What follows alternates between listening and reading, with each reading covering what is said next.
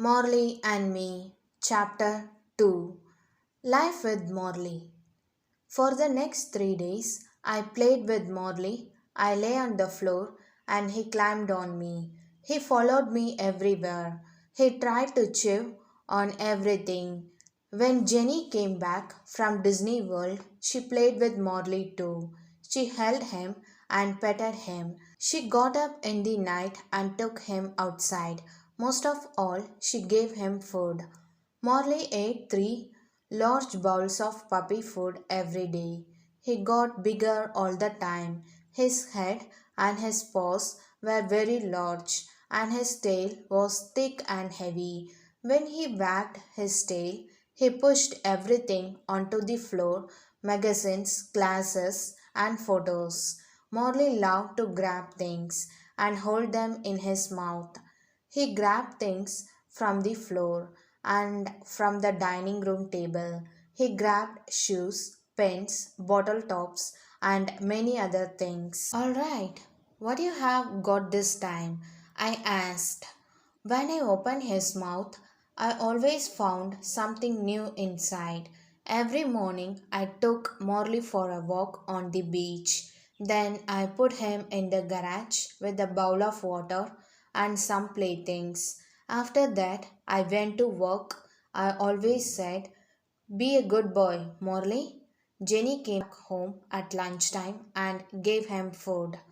In the evening, we took Morley down to the beach again. But our walks were not easy. Morley ran in front of us and pulled on his leash.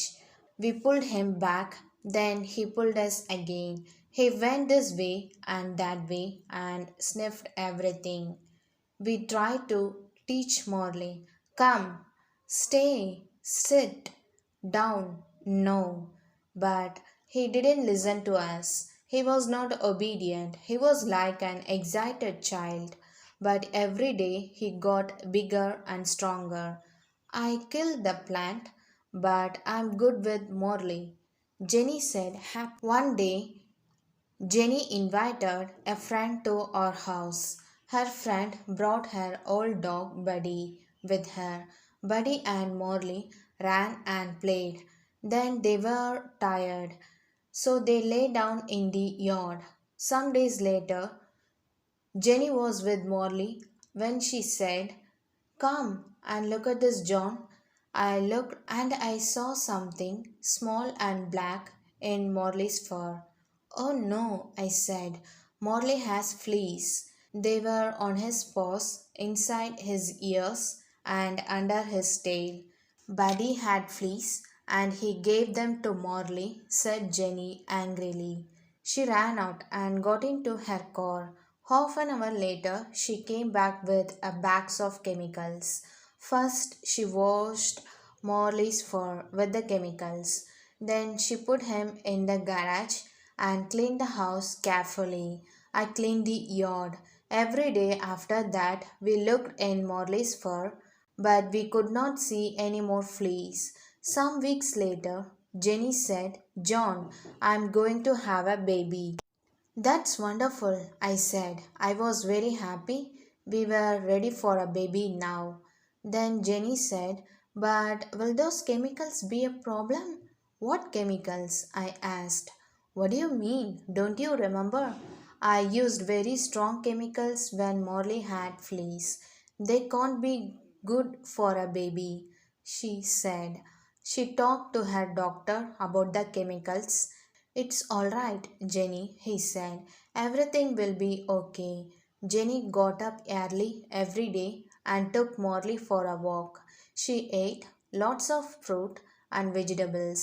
After 10 weeks, she and I saw the doctor again. "Would you like to see our baby?" he asked. "Yes, please," we said. We felt very excited.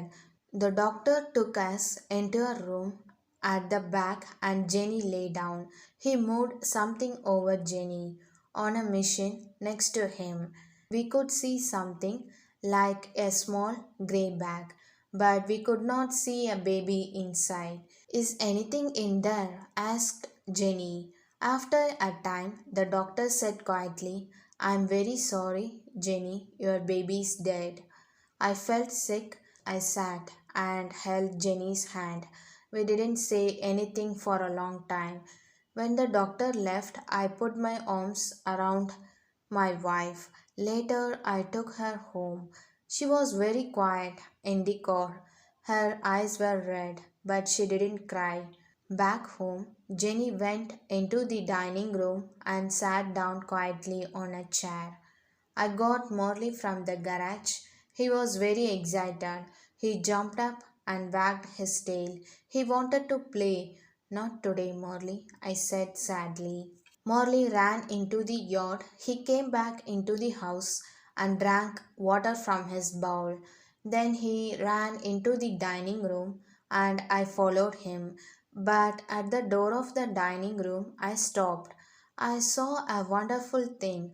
Morley stood quietly in front of Jenny with his tail between his legs.